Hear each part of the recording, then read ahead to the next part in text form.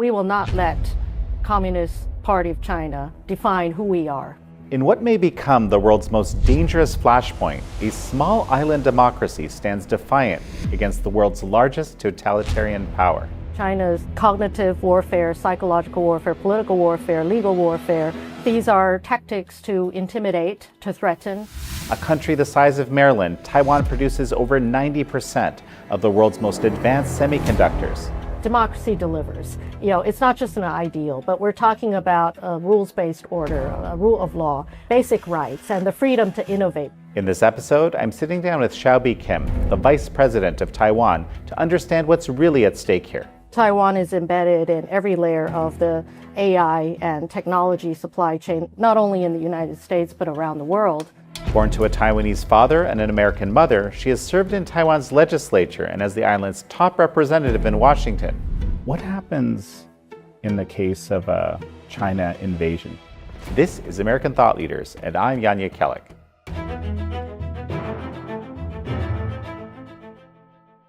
Vice President Xiaobi Kim, such a pleasure to have you on American Thought Leaders. Yes, well, welcome to Taiwan, and it's a pleasure to talk with you. And it's appropriate, too, because your mother is American.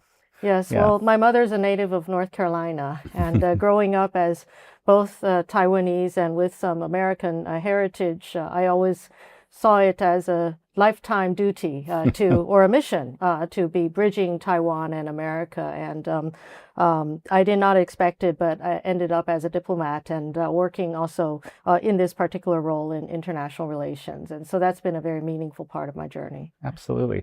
Well, as I was preparing to come here, something, to me at least, pretty astonishing happened. And that was your National Security Bureau published a website and a video encouraging Chinese whistleblowers to basically provide intelligence from China to Taiwan.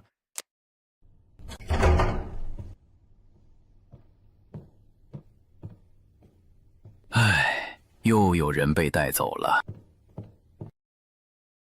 当时进了体制内，就是图个安稳，有个稳定的工作，就能让家人过上好日子。 可现在全变味儿了，明明跟过去一样安分守己的工作，谁也没犯错，但是这阵子，老同志一个接一个莫名其妙的消失，连个说法都没有，想到心里就直发慌。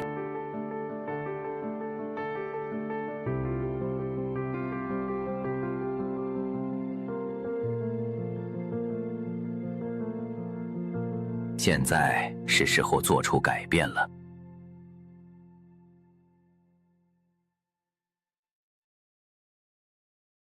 This video really kind of showcases, at least to me as I watched it, what can happen to, frankly, anybody in China at any time, whatever their background. It's just a kind of a stark reality. And I thought, wow, this is fascinating. And of course, there's other intelligence agencies around the world that have been looking to try to gather intelligence in maybe slightly similar ways, but this strikes me as pretty unique. And I just wanted to understand the thinking behind it.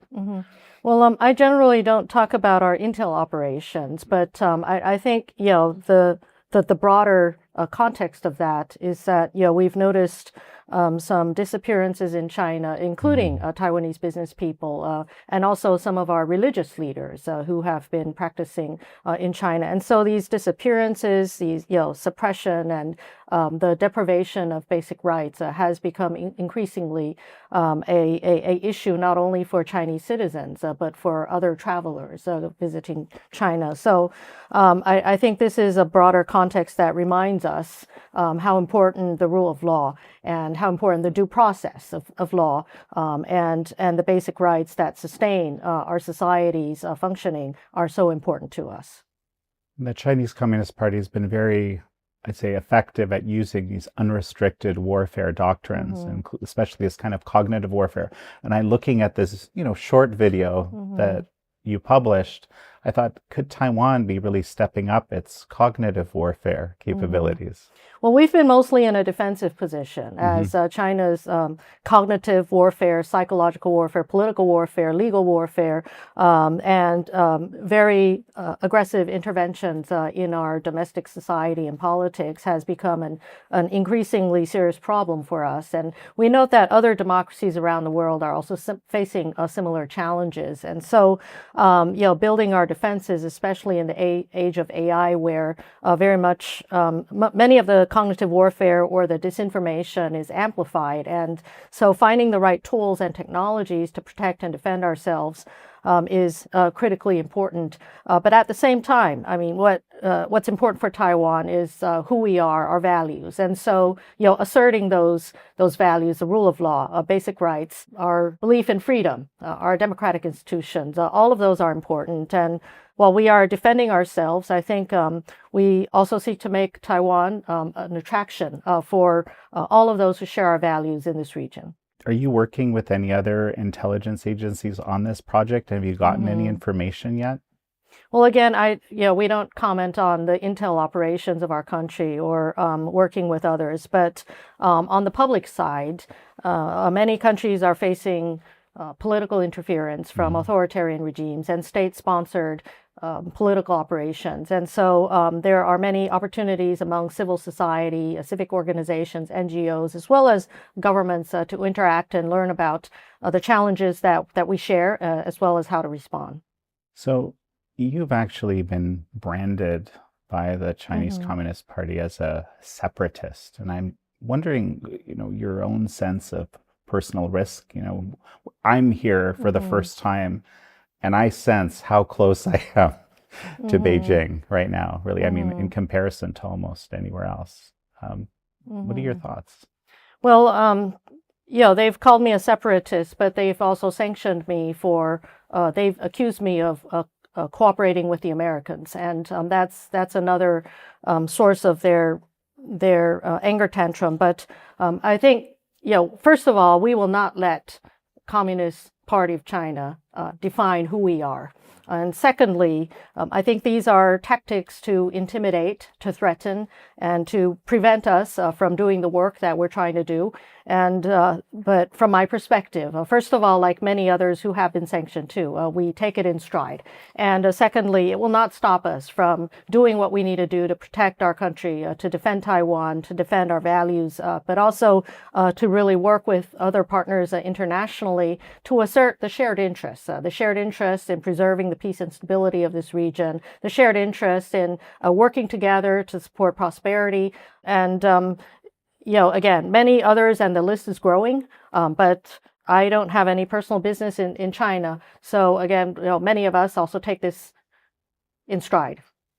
So on this point of defense, there's been a lot of discussion in the U.S. The thing that often is discussed in the U.S. around the Taiwan relationship is the arms sales and the funding of those arms sales. And there's sort of this push from the current administration to get various countries to take on more of that aspect. And frankly, from the legislative yuan, the funding package for defense seemed to be underwhelming. How do you read that? How are Americans or even other nations supposed to read that? Well, I think it's reasonable to expect countries to invest in their own defenses, to shoulder those responsibilities. While the United States, as a global superpower, has carried that or shouldered that burden for decades, but it's about defending ourselves. And so ultimately, we are committed to also investing in defending ourselves. And that's why President Lai has announced, not only in our regular budget, and we've seen incremental increases over the years, but also we've presented a special budget or a supplementary budget that aims at reaching 5% of our GDP in defense spending by 2030. Of course, increases in defense budget require our legislative support, and we are a country with transparency, accountability, and within this process, we have managed to pass part of that defense budget, and that's important. And we will continue to communicate with the different parties in Taiwan, especially the opposition parties, as well as our society, on the importance in continuing to put our money where our mouth is, and that is in defending our country's security, in defending what's so cherished by our people. And number 5 in economic freedom, looking at the Heritage Foundation rankings, which is pretty significant, I would say.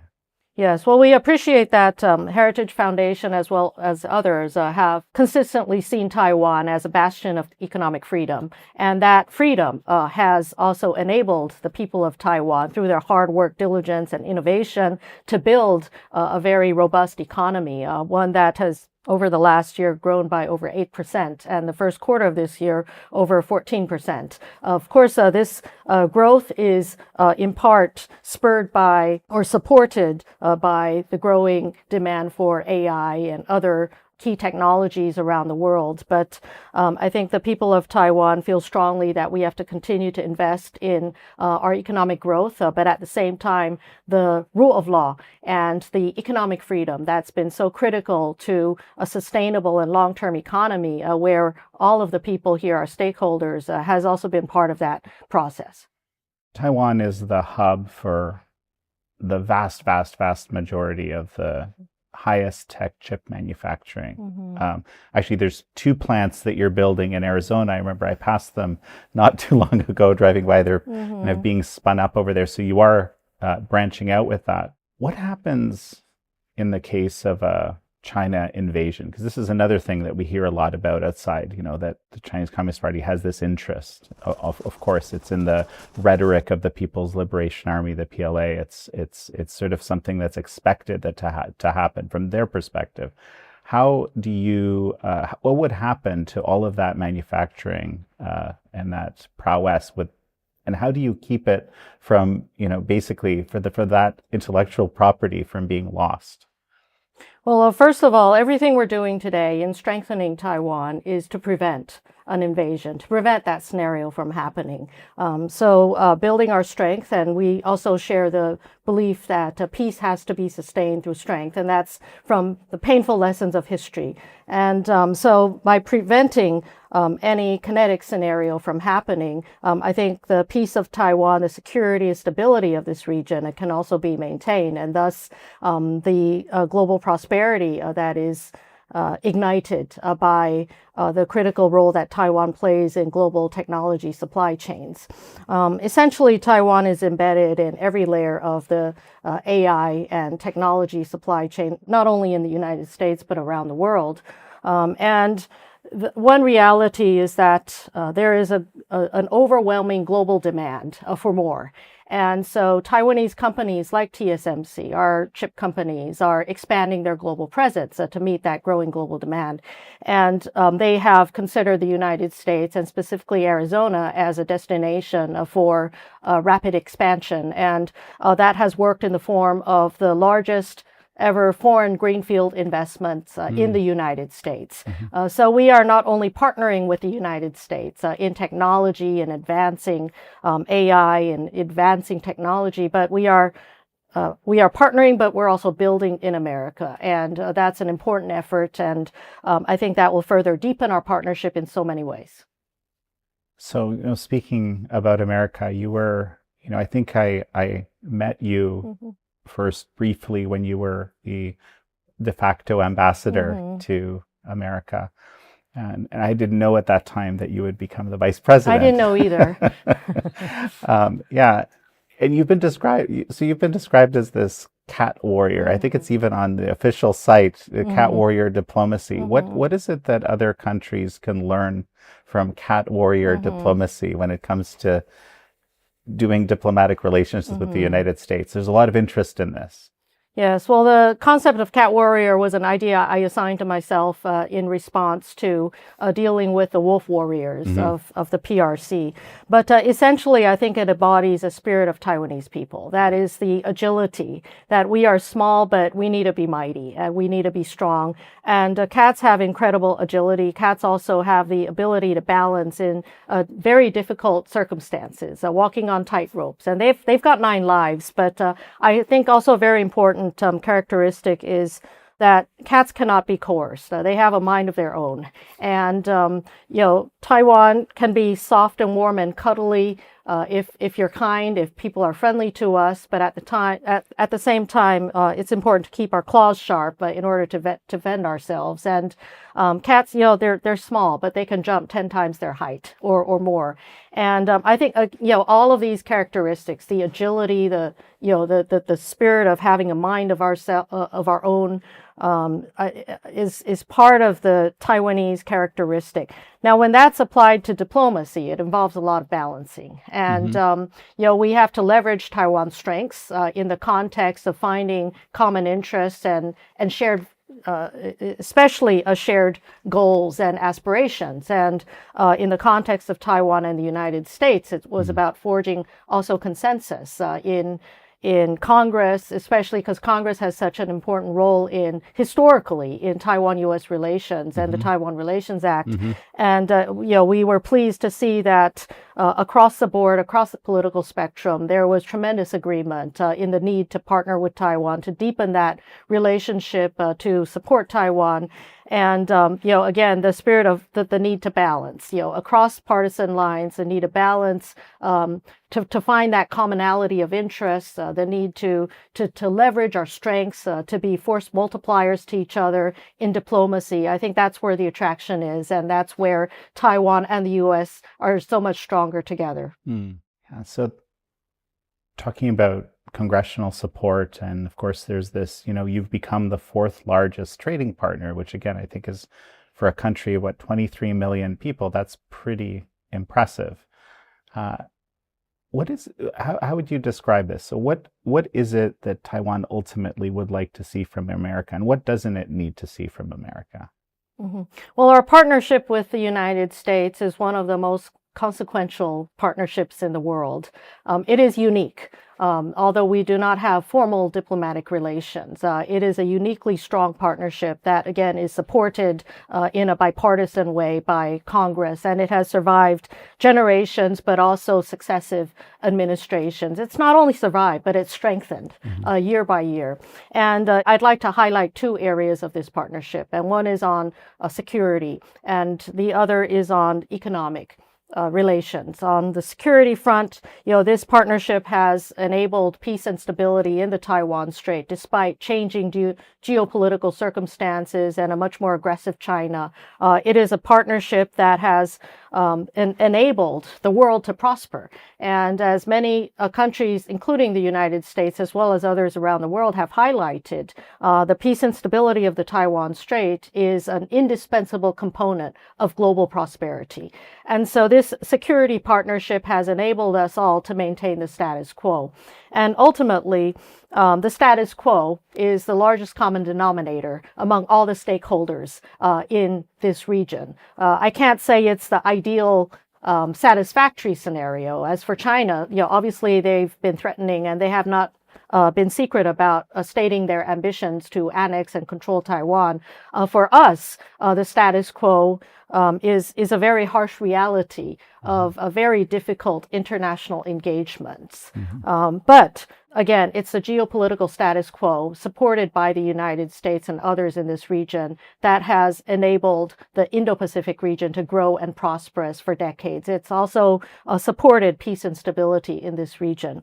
Now, on the second point is on the economic partnership, and this has increasingly become more important as the United States in the early years, decades ago, was a key partner to Taiwan as we started to industrialize and grow our economy. And now Taiwanese businesses are investing in the United States. And many of us see Taiwan and Silicon Valley or the United States tech community as one single big ecosystem. That is, we thrive by working with each other. The biggest American tech companies all have partnerships with Taiwan. Taiwan does a lot of the hard physical work of manufacturing and building, while American companies enjoy the larger margin of the profits made by the technology. And we've grown together. And now, of course, Taiwanese companies are taking that building spirit and also rooting that in the United States. And again, I think we are force multipliers on the economic side. But as you asked about expectations, and in terms of what we would like to see from the United States, I think additional policy tools that would further make it easier for these business and commercial partnerships, such as legislation supporting avoidance of double taxation, as the United States has treaties with all of your other major investment and trading partners. The fact that Taiwan and the United States lack this, and it's something that is good for businesses for both countries. It will support growth. And also, we appreciate that there's been a framework that we call Economic Prosperity Partnership Dialogue that started in the first Trump administration and has carried on to today, a continuing strategic economic discussion. And within that framework, the supply chain security, energy security, and other areas that would foster economic resilience for both of us, I think that's an important conversation to have. We also are thankful to our very diligent negotiators on both sides in dealing with the tariff issues. And ultimately, we've arrived at some agreements, and certainly hope that we can further consolidate those achievements that both sides have made and in contribution to continuing growth in our economies for both our peoples. It certainly makes sense that you would have a diplomat as the vice president, or a seasoned diplomat as the vice president. There's very few countries that have the official diplomatic relations that recognize Taiwan. One of them is Paraguay, actually. Yes. Integrated President Peña some time ago, not too long ago. But you actually were recently in Palau, which is another such country in the second island chain. What is the significance of these countries that maintain the kind of official recognition of Taiwan? Well, I'm glad you got to sit down with President Peña of Paraguay. I have tremendous admiration for him. He's a very diligent reformer, very much economic growth oriented, and his leadership is very valuable to Taiwan as we seek opportunities to further deepen the relationship, but also to work together for the benefit of both our peoples. But we also have a number of other diplomatic partners, including in Central America and the Caribbean and the Pacific. I just visited Palau, the geographically closest diplomatic ally of Taiwan that formally recognizes us. These countries are important for Taiwan, and they have continued to lend a voice to Taiwan where Taiwan is underrepresented or not represented. For example, in international organizations like the WHO. And despite Taiwan's outstanding public health record, and that's ranked globally as one of the best in the world, that we continue to be unreasonably and unjustly excluded from the international community. But we appreciate these friends of Taiwan who continue to advocate Taiwan's inclusion. They also provide opportunities for Taiwan to make meaningful contributions. And most Taiwanese people, while we strive to make our own country prosperous, Taiwanese people are also very generous and kind and just good people. And we want to be a force for good in the world. And we need to find these opportunities for Taiwan to demonstrate that. And these partners of Taiwan, we will continue to work with them to ensure that our shared interests and our shared vision of how the world should be can continue to grow and prosper. A number of countries function, I guess, not officially, but in this sort of realm of strategic ambiguity. That's the term you often hear in the United States. I suppose, well, actually, I should ask as well. I mean, I'm Canadian, and we have a disproportionately large number of Canadian viewers. What about the relationship with Canada?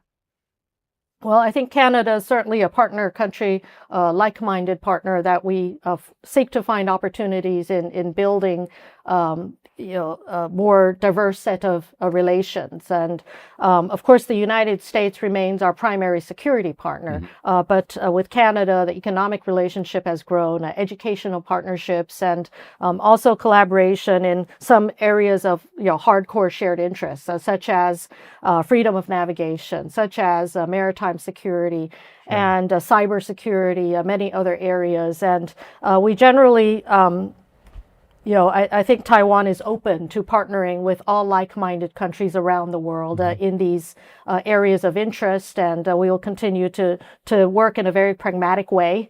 And we do occasionally find constraints and restrictions imposed by Chinese coercion when we try to build these partnerships. But we also appreciate, and we don't take for granted, countries that are able to resist that coercion, to resist the pressures by the PRC to isolate and subjugate Taiwan. And we will continue to be open again to building new relationships and new partnerships around the world, including with Canada. There was just, with Canada, there was a lot of criticism of Canada and kind of building, this recently sort of going against previous policy, the kind of a strategic partnership, if you will. I think it's the official terminology with the Chinese Communist Party. So it's just sort of a surprise probably to everybody. Yeah, most countries in the world have some degree of economic entanglement or engagement with the PRC. And since the end of the Cold War, many countries had a hope and expectation that by engaging with the PRC, it would also prompt not only economic liberalization, but perhaps political liberalization. We've seen tremendous economic growth, but we have not seen the kind of political openness or progress that many had expected.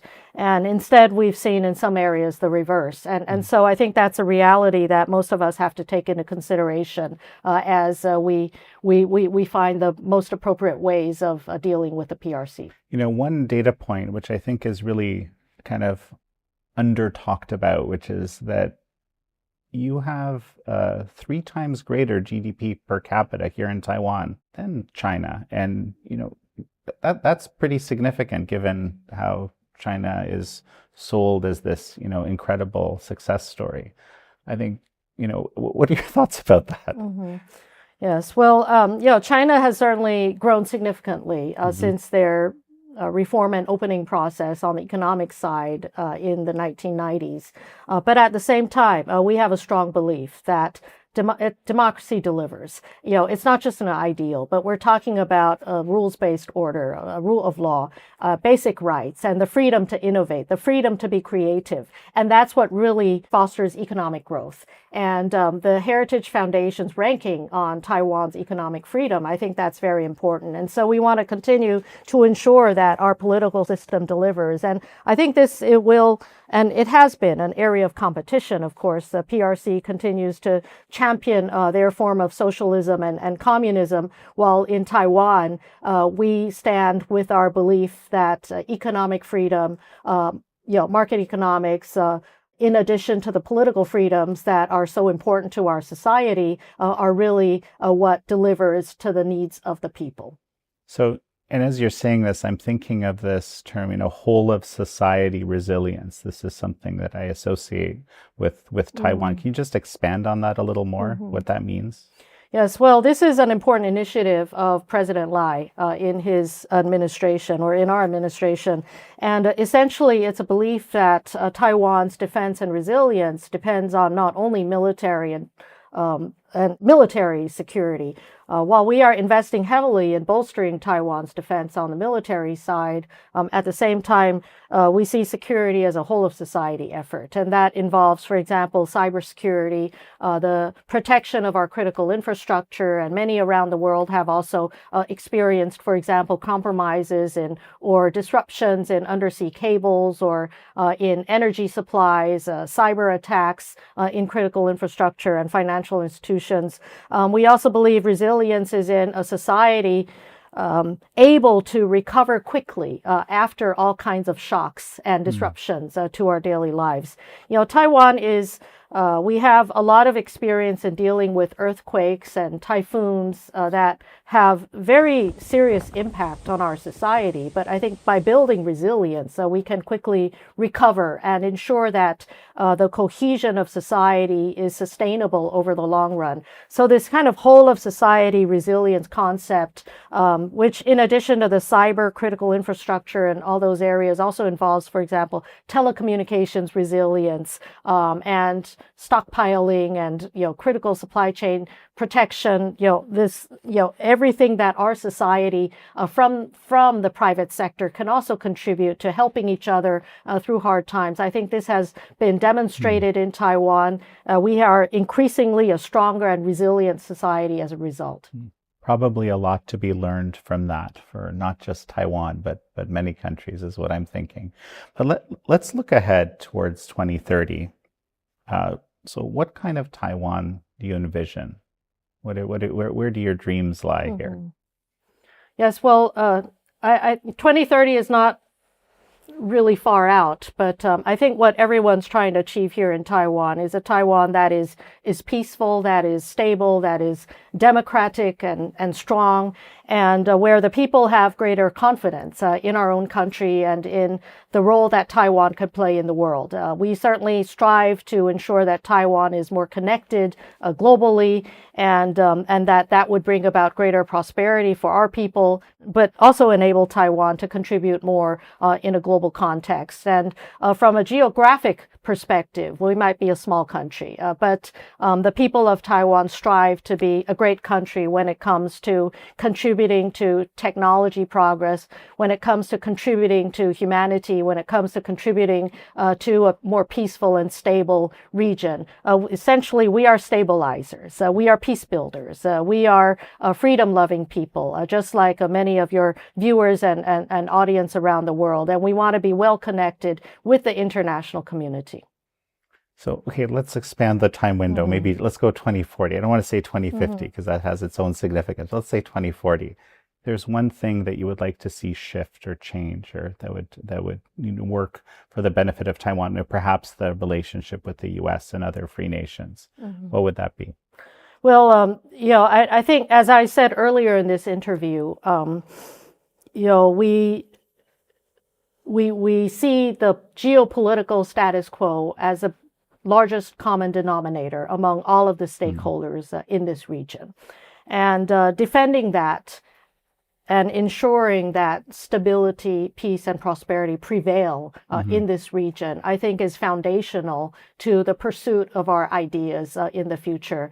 And again, I see in Taiwan and in our people increasing confidence in the role that we can play in the world in contributing to not only on the ideological good side in all of the international contributions in public health and in development and in resilience, but also with the United States. I know reindustrialization and AI leadership is a priority. And this is an area where Taiwan, as a partner, can play a very meaningful role. And we seek to continue to deepen the foundations of the partnership so that these ideals can be achieved. And so that, again, Taiwan, the people of Taiwan, like many people around the world, can live in an environment where diligence, hard work pays off in the form of more prosperity and in the form of greater partnerships around the world. Well, Vice President Xiaobi Kim, it's such a pleasure to have had you on. Well, thank you for this opportunity.